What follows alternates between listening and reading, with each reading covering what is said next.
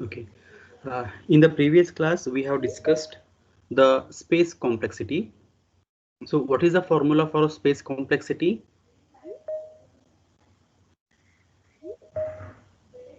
Can anyone recall?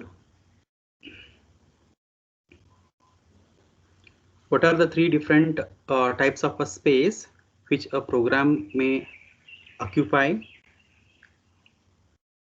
Instruction space, Yes, instruction space.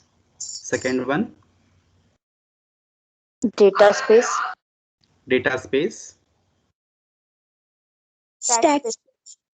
stack space. Okay. Now among these three, the which is the space which is remains constant with respect to a particular compiler or a programming language? instruction space. Instruction space. Instruction space, right? So the total space we can compute, or the space complexity can be calculated by just considering the data space and the stack space. Okay, fine. Let me share the screen today. In today's class, we will discuss the next type of a complexity that we call it to be a time complexity.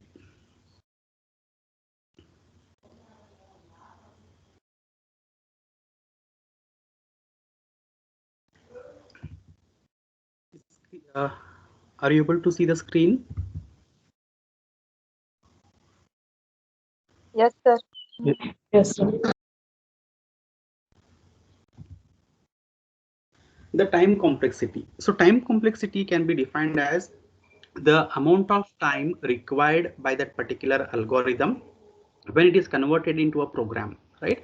So for its total completion of that particular program, how much of time it consumes in order to execute the program. So that efficiency, we call it to be a time efficiency, right? So the time efficiency, this is amount of time taken by the program for its completion. So here, since we are trying to understand the time complexity with respect to the algorithm, so here our assumption is what? We first initially create or develop the algorithm, and we know that this algorithm is going to be executed, right, by converting it into a program, and then on a particular system we are going to execute it. Once the execution starts and until its completion of the execution, how much of amount of time this particular program requires, or how much of time it consumes, that we call it to be a time complexity. The time complexity can be analyzed or calculated in different manners. Okay, the first manner is something we call it to be a operation count. Okay, the second is step count, and the third is asymptotic notation. Okay, so the three different methods are operation count, step count, and asymptotic notation. We'll just briefly discuss what these three are, and later I will tell you what are the different methods, among these, which are the methods we are going to use in order to calculate the time complexity, or in order to find the time complexity. Okay, now, if we think of a particular program when it starts execution, so total time we can say that the compilation time plus execution time. That execution time, sometimes we call it to be a runtime. Okay, now if we observe, the compilation time will remain constant, or in other word, we can say that we compile the program only once. Okay, and then it can be executed several times, or it can be executed many times. Is it so? Do we compile the program every time when we execute it, or if it is okay if we just compile it once? Okay, compile it once means, I mean to say here is that all the errors, whatever, if there are any errors in the program, those errors will be solved, right? So once the errors are solved, the syntax errors or the compilation errors are solved, once the compilation is successful, that we call it to be a one-time compilation. Okay, once the compilation is successful and the machine code is ready, then we go for the execution of that particular program, or running the program. So two phases, one is the compilation and the runtime or execution. So here, do you think that every time we need to compile the program, or is it enough if we compile it once and then execute it a number of times? What is your opinion? So compile once and execute n number of times. Compile once and execute n number of times. Okay. What about others? Sir, every time we have to compile. Every time we need to compile. Okay. Anyone else? Anyone else want to put in your? Okay. Now one student says that we need to compile it only once, and other says that we need to compile it every times. Okay. Can you justify your answers? Shraddha, can you justify your answer that we need to compile it every time whenever we want to run the program? Yes, sir. Can you just justify it? How? Why we need to compile every time? Sir, while executing in Java, we have to write the program name dot Java C. And later on, we have to go for execution. Every time we have to do the same. Okay. So how do you compile Java programs? What is the command? Java C. Java C and then followed by the file name. Dot operate. Right. So Java C space, suppose if the file name is test, then it will be or demo.java you will write, isn't it? Yes, sir. Okay. Then how do you execute the Java programs? Once the compilation is successful, then how do you execute? Program name dot Java. Program name dot Java. Is that correct? How about others? How do we compile and execute the Java programs? Students, your responses are required. Java file name without extension. Java and then the Java file name without the extension, isn't it? Yes, sir. Sorry, Now, sir. right. Okay. Now, fine. Now, have you ever tried that? Suppose last week, probably you could have compiled, executed a program, right? You could have compiled one program, compilation was successful and you got executed the program. The next week when you are trying to execute in the lab, have you ever tried that you directly executed the previous week's program without compilation? That is directly, have you ever done that Java space, the file name without the extension? Yes, sir. Will it work? Yes, sir. Right. So that means what? We can compile only once, but we can execute a number of times.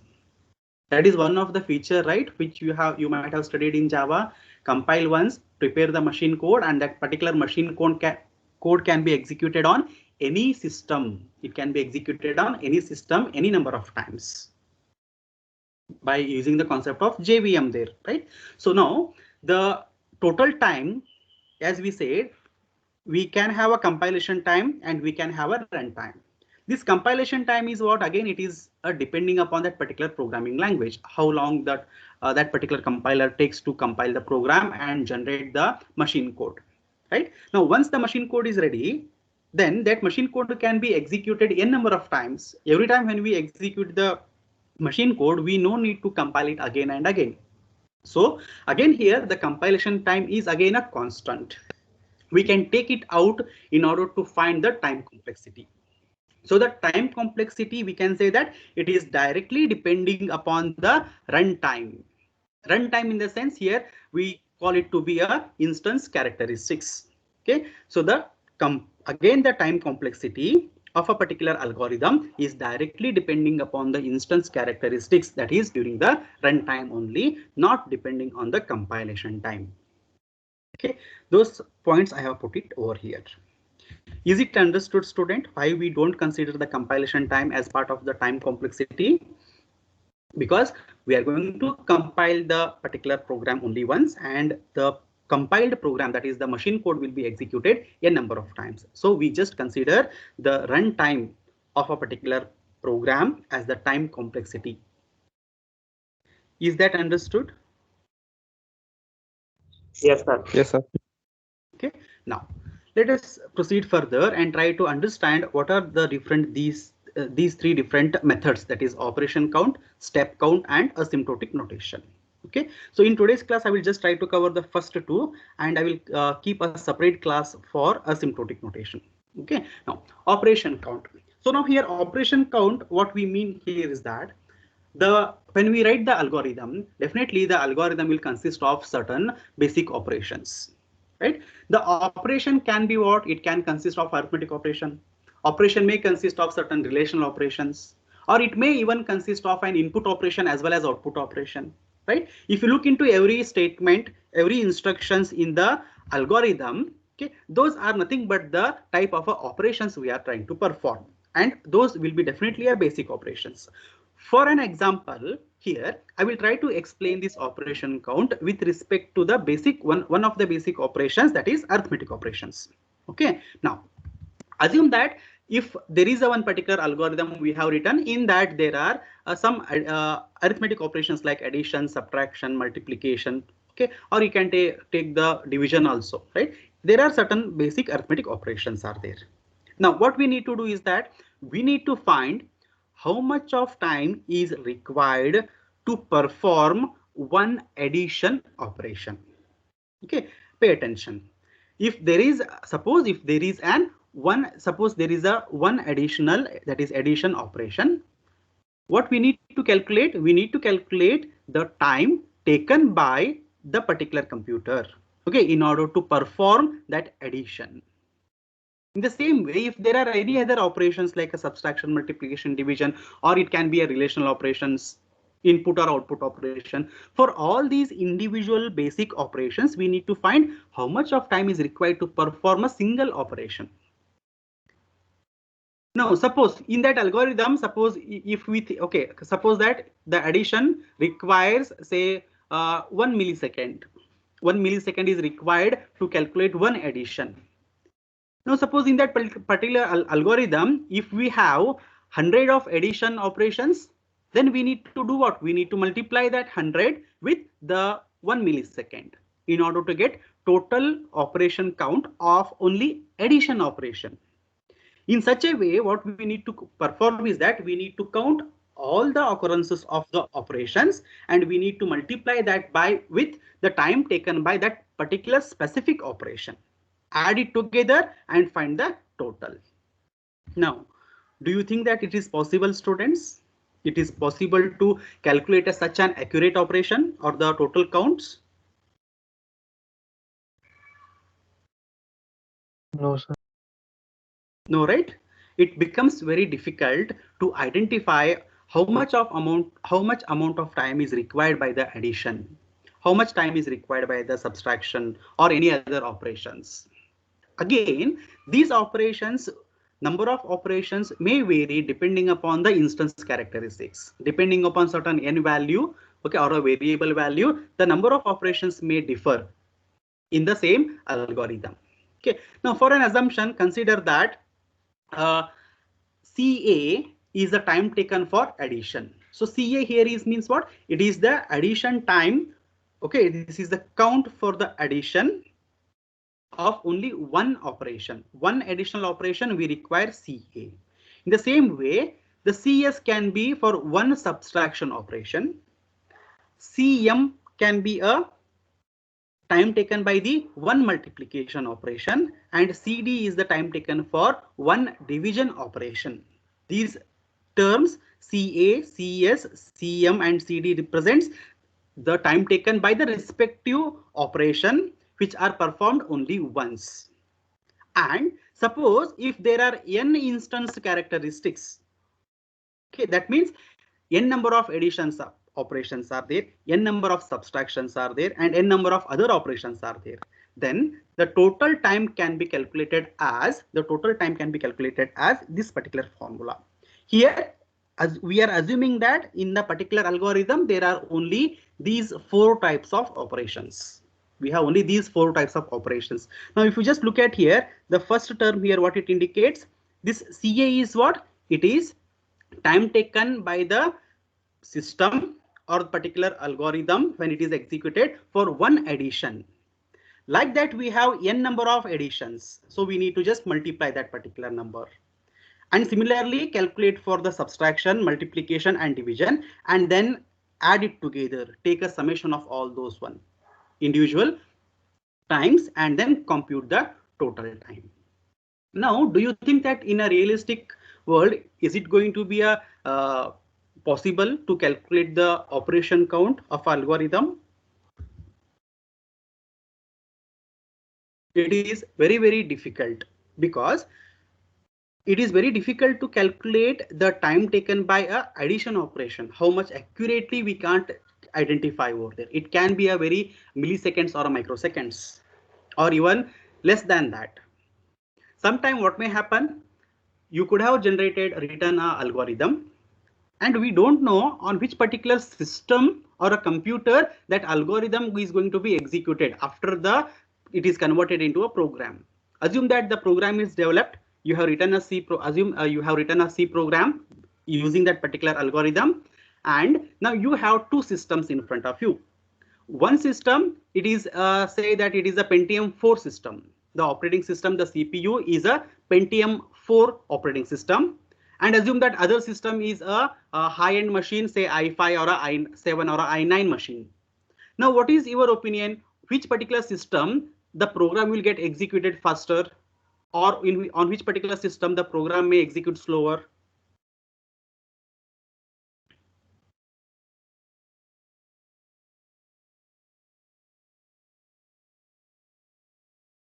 Are you listening, students? The one with good processor gets executed faster. The one on which the higher processing is there, like a i4, i5 or i7, i9, it may execute faster than the Pentium 4 processor, even though the program is same. Do you agree with this point? Yes, sir. Yes. Yes, sir. So Right? Yes, sir. So algorithm may be same, but its time complexity definitely varies if we go with the operation count of type of a method or the approach. Because first of all, finding out the accurate time for individual or a basic operations is difficult. Even if we achieve that, even if we come to know that how much time is required for individual operations and we calculate the total time, but that total time, whatever we have theoretically calculated, may not be definitely the same, because the same program can be executed on a different computers of different processors, and definitely the higher end processors will be are capable of executing the same program in a much faster manner. Right? The time complexity over there, it could be very less. It take very less time. But on the other side, the Pentium 4 or the older machines definitely may take a longer time to get executed. So this operation count is a type of a primitive type of a time complexity, and we don't follow this technique in order to find the total time complexity of a particular algorithm. Okay, understood, students? The first one, time complexity with respect to. Okay, now the second one is the step count. Okay, this is very, very important. Pay attention. Okay, now in step count, what we do is that we try to identify a particular meaningful segment in a program.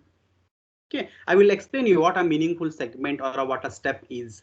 Okay, we usually, what we do is that we will first take a global variable, a type of a global variable, and every time when we say that if there is a particular step in the instructions or in the algorithm, and if it gets executed, then we increment the global variable by 1. So one step is executed, increment our global variable by 1.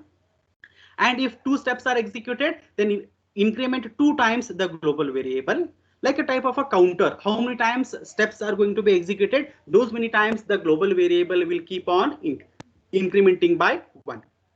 Okay, we will try to find these total number of steps even with respect to the instance variables or instance characteristics. Like if there is a particular variable n, and if it executes or repeats through the n times, so we are going to increment the global variable count for n times. If it increments for n minus 2 times, we are going to increment the counter again for n minus 2 times. So all those counts, we will count it together for every steps and add it to calculate the total time taken by that particular algorithm. That type of calculation or the method we call it to be a step count. Okay, let us see the example. Examples will give you the better understanding here. So the first example. Now, what do you think? How many statements or how many steps are there in this particular example one?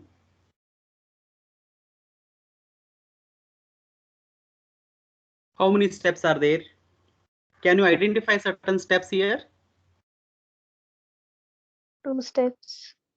2 steps, right? The first one is what? We are assigning a value A with a B value. Then second step is what? D is equals to B square minus 4AC. These are the two different instructions, rather statements in this particular algorithm.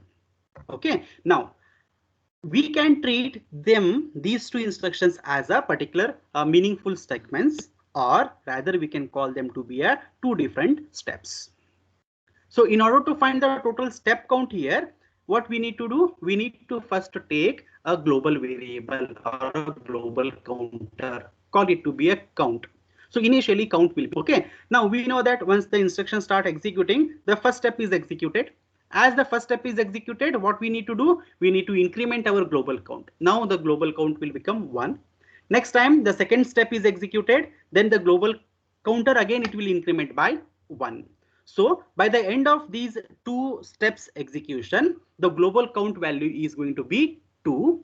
That means the step count for this simple example is 2. Right? That is very simple.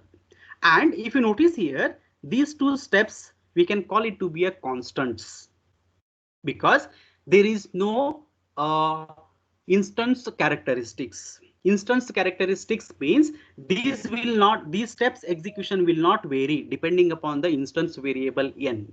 It remains same. So we can call it to be a independent steps or constants.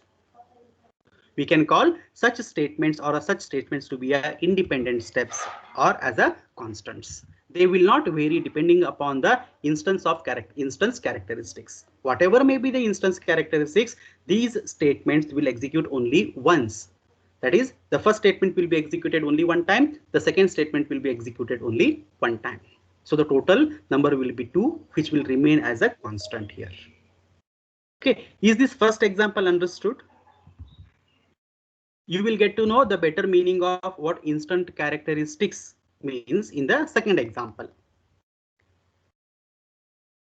Is this understood? Yes, sir. Yes, sir. Okay. Now let us take the second example. Now, is this example familiar to you? The code segment which is written here, is it familiar to you? For I equals to 0 to n minus 1, do certain statement, and I have just kept only one statement here. In the for loop, there is only one statement. If you just try to visualize this code with respect to C or a Java, how it looks like: for I equal to 0, I less than n, I plus plus, and then within the flower brackets, there is only one statement. Agree, students? Yes, sir. Okay, Sir. now here we will try to find out how many steps are there here. How many step counts are there in this particular code segment? Okay, now look at here, pay attention and try to understand. Now we know that when a for loop is executed, the statements inside this particular first line, that is for, there will be 3 substatements, isn't it? I equals to 0, then I less than n, I plus plus. Try to visualize here. I is equals to 0, I less than n, I plus plus. Right? Now, I is equals to 0. How many times this particular statement will be executed in a for loop?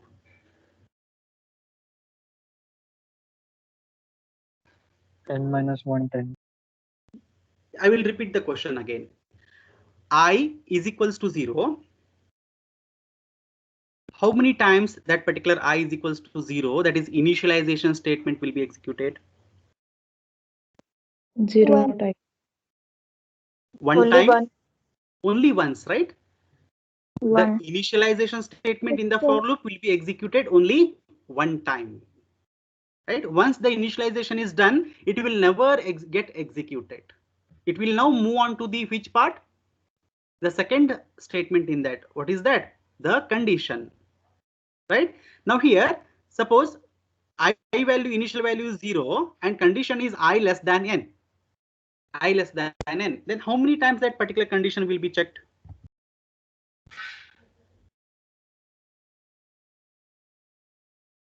N minus 1. N minus 1. Okay. Any other answers?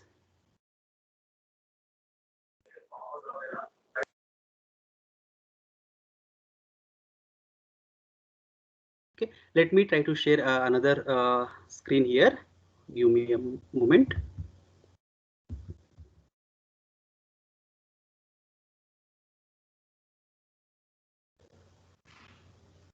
Okay. Now for I equals to 0, I less than n, I plus plus, and in that we have certain statements. Assume that there is only one statement. Okay, now this is what? I equals to 0, initialization. I less than 1 is a condition. I plus plus is a counter. The modification of the counter, it could be an increment or a decrement. In this case, it is an increment. Okay, now let us focus on when we in the algorithm. Okay, the first statement I made upon the steps or meaningful segments, right? So here we will consider this line as one meaningful segment or one particular step. In that, let us try to individually identify how many times those statements will be executed. The I equals to 0 will be executed for only one time. Agree? Yes, sir. Now, I less than n will be executed as per your answers. You said that it is going to be executed for how many times? N minus 1. N minus 1 times. Right? Then what about this I plus plus?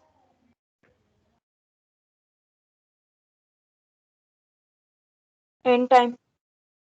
I plus plus, how many times it will be executed? N time. N times. Okay, now I'm trying to explain with respect to a programming code here because it remains same in the algorithm also. Okay, for better understanding, I'm just trying to explain with the program code. Right now, understand this answer is correct. This answer is wrong, and this answer is correct. Okay, now let me take an example here. Suppose if this n value, if n value is 5, n value is 5.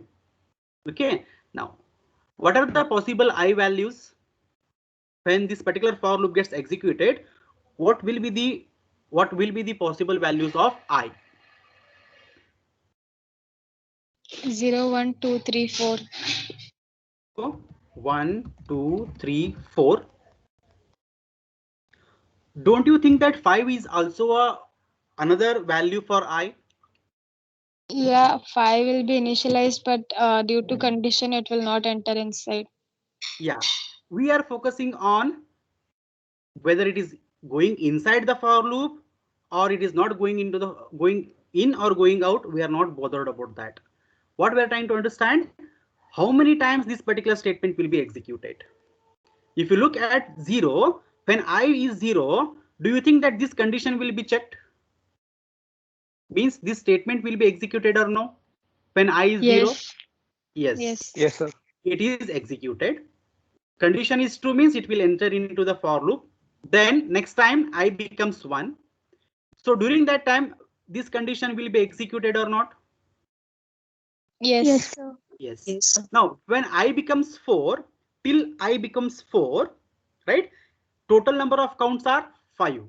Total number of counts are 5, right? For I equal to 4 also condition is true. Okay, condition is true. It will execute into the for loop statements. And then when I becomes 5, don't we think that this particular statement will be executed again? For I equal to 5, Yes, sir. the condition is executed, but it will not enter into the for loop. Are you getting the point, students, here? Yes, sir. Yes, sir. Yes, Yes, sir. sir. Right? That means, suppose when the n value was 5, this particular statement, the condition executed 5 plus 1 times. So in general, can we say that if the for loop is repeating through n times, if the for loop is repeating through n times, then there will be total n plus 1 step counts? Yes, sir. Yes, everybody agrees for that point. When Yes, a sir. for loop repeats for n times, then total number of step counts will be n plus 1. Okay, now this will become n plus 1 times. And we know this I plus plus, yeah, it gets executed n times. Correct? Understood sir. so far? These three statements, did you Yes, understand? sir. Yes, sir. Okay. Now, as I said, as part of algorithm analysis, as part of the step count process, we will consider this line as one particular code segment. We will consider this entire line as one particular code segment. That means this is a step for us. This is a single step for us, right? In that, actually, there are three different sub instructions are there. The one among that executes only one time. The other one executes n plus 1 times, and the third one gets executed n times. Now, since there are three, and my job is to identify which one I need to consider as the step count. So what I will do here, I will go with the highest number of times a particular step is getting executed. So here I can see that, okay, there is a one step which will get executed one time, other one is n plus 1, and the other is n. The maximum among three is this n plus 1. So I can make a statement that this particular code segment can be considered as a one step, and this will be executed n plus 1 times. This will be executed n plus 1 times. Agree with me? Yes, sir. Yes, Yes, sir. sir. Okay. Now coming to the next point, that is this particular statement which is inside the for loop. Now, what do you think? How many times this particular statement will be executed?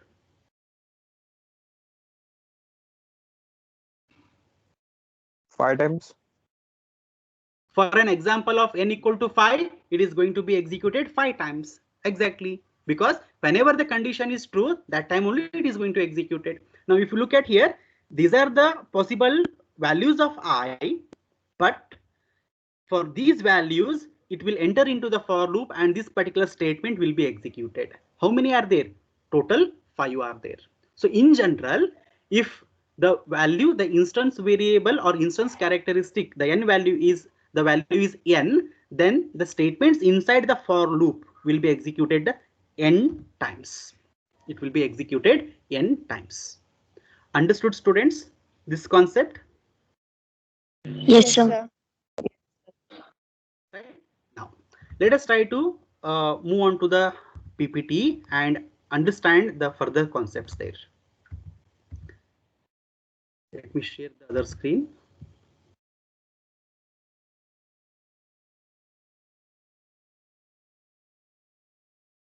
Okay, now the same points I have just put it over here. When we convert into a code, we can say for I equal to 0, I less than n, I plus plus. So here I equal to 0 will be executed one time, I less than n will be executed n plus 1 times, and I plus plus will be executed n times. As we are considering this whole line, this particular line as one particular meaningful segment, right? So this is one step for us. So this step will be executed n plus 1 times, where n is the instance characteristic. I hope now you got the meaning of what actually instance characteristics, which I was talking in couple of classes. Understood? Yes, sir. Okay, and this particular statement will be executed n times. So if you just look at a simple for loop which consists of only one statement, in that case the total time consumed as part of the step count will be 2n plus 1. How 2n plus 1? There are two steps here. The first step will take n plus 1 time. The second step will take n times. So if you sum it up, we get 2n plus 1 times. So this is the step count of a simple for loop. Understood this one? Yes, sir. Yes, Yes, sir. sir. Okay, now assume I have only one statement here. Suppose if there are two statements, statement 1 and statement 2, then what will be the total step count? 3n plus 1. 3n plus 1. Exactly. Understood, students? Yes, sir. Yes, sir. Okay, now move on to the next example. Right? Now, what do we have here? Nested for loop. We have a nested for loop. Now, if you have understood the previous example, now it will become easy to understand this example here. Okay, now if you look into the outer for loop, we have a I variable. Inner for loop, we have a j variable. The outer for loop will have an instance variable or instance characteristics as m, and the inner for loop has the instance characteristics as n. Okay, now let us first focus on the inner for loop, because this is something which we have already studied. Focus on the inner for loop. Now in the inner for loop, this line will get executed how many times? N plus 1 times. And the statement will get executed n times. Agree? Yes, sir. Yes, Yes, sir. Okay. Now we will focus on the outer for loop. Now tell me the outer for loop, that is the for I equal to 0 to m minus 1. This particular step will be executed for how many times? M plus 1 times. It will be executed m plus 1 times. Correct? Now, whenever this particular outer for loop is true, the true block of this for loop is what? That is outer for loop is what? The inner for loop, right? All the statements of this inner for loop. Now tell me all these lines, that is for j equal to 0, this particular step and the statement, these two steps will be executed how many times? 2n plus 1. 2n plus. Okay, I will try to put the question once again. Right now, just try to visualize that this inner for loop as Sir, only m one times. statement. Okay, this particular inner for loop, assume that it is just a single statement, a single step. Then this entire for loop, that is inner for loop, will be executed how many times? M times. M times means these two will be executed m times. Are you following, students, here? Why this is m times? Yes, sir. Yes. Yes, sir. Right? Then how can we calculate here total time? Right? We need to calculate the total step counts here. Right? It is pretty simple. First m plus 1, then plus m times n plus 1 plus n. Right? I will put it here. Total step count is equals to m plus 1, that is the outer for loop's first step count. Then whatever it contains are there, those are going to be executed for m times. So m times of what? Its contents, but in its content, it is having different steps. The first step is going to be executed for n plus 1 times, then plus, then again there is one more n time steps. So total, if you solve this one, we get 2mn plus 2m plus 1. Just cross verify this one, students, whether this answer is correct or not.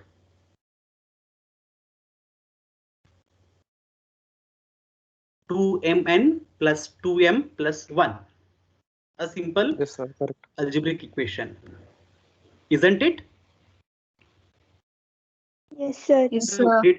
did you sir. understand here why these two statements are, these inner for loop is going to be executed for m times and how we got this particular answer? If you understood this one, then the solution, the exercises related to the step count will become easy for you. Is this particular example understood? Yes, Yes, sir. sir. Okay, now move on to the next example. Now, in the next example, again, I have taken the nested loops itself. There are two nested loops, but how it is different from the previous one? n minus 1. In the Counters are previous different. example, there were two instance characteristics. Both were different. Whereas in this example, there is only one instance characteristics. Now, according to this, we had got this formula. Now, can you tell me what will be the final step count for this example? I will give you a 1 minute of time. Calculate quickly and tell me the answer. If you tell me the answer, that means you have understood the concept. Calculate the total step count for this particular example.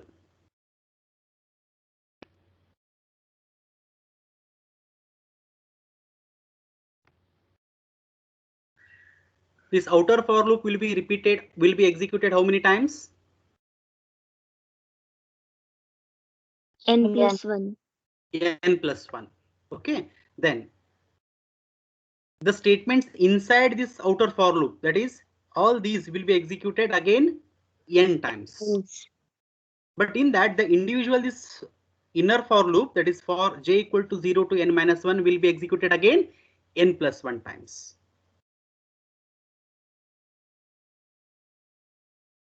Calculate the final value. 3n plus 2. 3n plus 2. Okay, I have got one answer. 3n plus 2. 3n 4n plus plus 2n 1. plus 1. Come again. Come again. 3n plus 2n plus 1. 3n plus 2n plus 1. Someone else? N square plus 3n minus N Sir, square 2n plus square 2n square. plus 2n plus 1. 2n plus 1. Plus 2n plus 1. 2n square plus 4n 2n plus 2. plus 1. Plus 1. Okay, I'm getting a different answers here. Let us try to 4n work. plus 2. 4n plus 2. Okay, now what you 4n guys plus are doing 1. is that you are simply just adding all n's. Since there are 4 n's, so it is going to be 4n plus 2 constants 1, so plus 2. Sir, So 2n plus 1 plus n square. final one, can you tell me a proper way, the more algebraic forms like a quadratic equation? N square plus 2n plus 1. N square plus 2n plus 1. Okay, now 2n square plus 2n plus 1. okay, now identify, is this step correct? What I have written here, n plus 1. See, this is first n plus 1 plus n. This n times will be of for what? N plus 1 and the sub 1, that is n. If you solve, what we are going to get? This is n plus 1 remains n plus as itself. N into n, n square. N into 1, n, right? Then again n into n, we get n square. So n square plus n square, 2n square. N plus n, 2n plus 1. So the formula is 2n square plus 2n plus 1. So what actually the meaning of this formula is, suppose if the n value is 5, then this loop, the total number of this particular code segment, the total number of count will be what? 2 into 5 square plus 2 into 5 plus 1.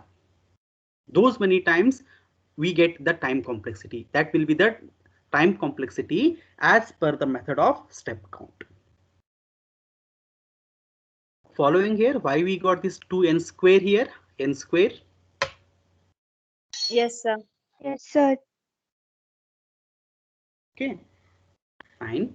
Now let us check your understanding by giving another simple example, but a tricky example.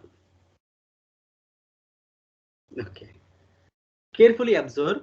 There is only a single for loop.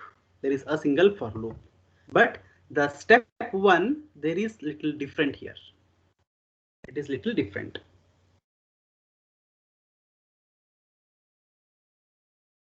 Be quick.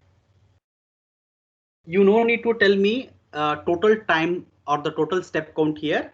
Individually, if you can tell, means the first step, how many times it will be executed, and the inside that this particular statement, how many times it will be executed.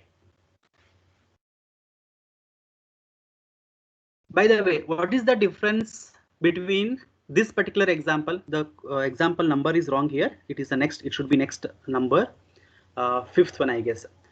Between this particular example and the second example, what is the difference?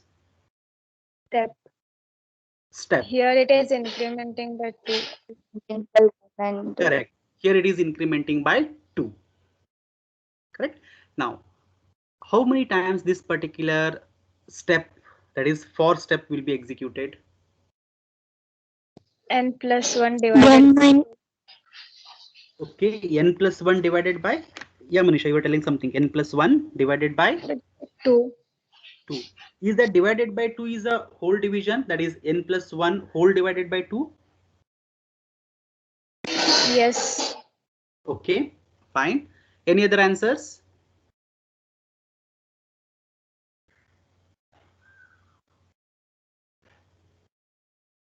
Any other answers? Fine. What about Manisha? What about the statement here? This particular statement will be executed how many times? N by 2. N by 2. Okay, so your one answer is correct. The second answer is correct. First answer, if you just try to make a little modification in the answer, then that will become correct.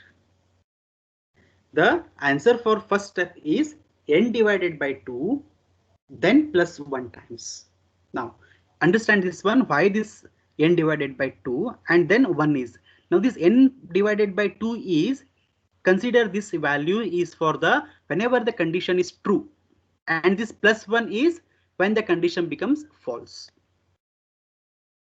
You can work it out. Take a simple example, say for I equal to 0 up to I less than 10. For I equal to 0, I less than 10, I plus 2, I is equals to I plus 2. Okay, and you have one statement in the for loop and check how many times the loop will get executed. Initially 0, condition is 10, next value of I will be what? Initial value of I is 0. When it is incrementing by 2, what is the next value of I? 2. 2. So the when I becomes 2, it is executing for second time. The next value of I is 4. For 4, it is executing third time. Like that, when I becomes, if you continue in the same way, you are going to get the total number of steps for true value, which is exactly half of the instance characteristics. And this plus 1 is for the condition which gets failed.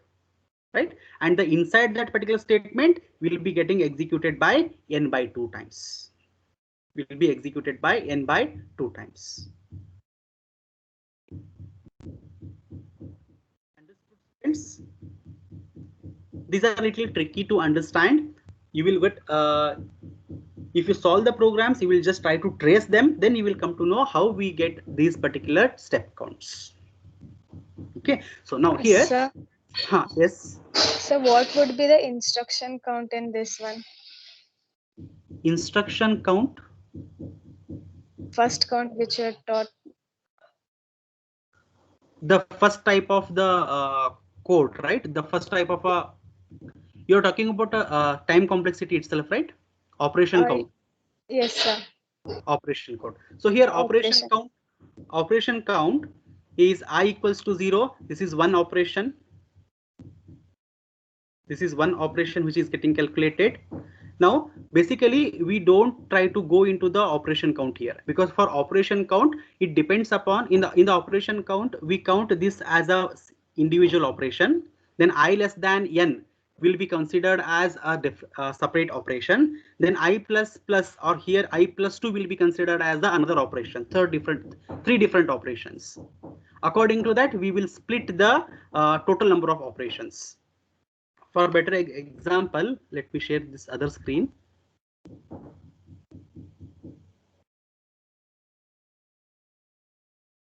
Okay, now if we are trying to understand the operation count, in the operation count, it will be I equal to 0 is executed 1 times, so that is 1 plus, then I less than n will be executed n plus 1 times, so this is going to be n plus 1 times. Okay, then plus, we will go according to its flow, the statements. These statements are going to be executed for n times. Now here we don't know what type of operation it is. The statement, we are just put it as a normal statement. Assume that if it is just say one output operation, that is if it is write I, then it becomes a single operation count. But we don't know what exactly it is. Suppose if it is something like A is equals to A, or say A is equals to B plus I, if this is a compound statement, then the number of operations are more here. First operation is addition. Second operation is again assignment. Then there are 2 operations. So these 2 operations will be executed n times. Then it will become 2n plus I plus plus. So here again I plus plus is what? We are trying to increment the value of an I. So it is going to be again n times. So whatever answer we get, that will be the operation count. Okay, sir, understood. Understood, right? In the operation count, we don't consider this particular for statement as a single. We will split it. We will split it as 3 different operations. And inside that particular for loop, we need to exactly count the total number of operations. Okay, so these are just a number of operations. Then there will be what? For addition, we need to know how much of time it requires. For assignment operation, how much of time it requires. For output operation, how much time it requires. Then according to that, those instance characteristics, we need to calculate the total time. Okay, that is the operation count.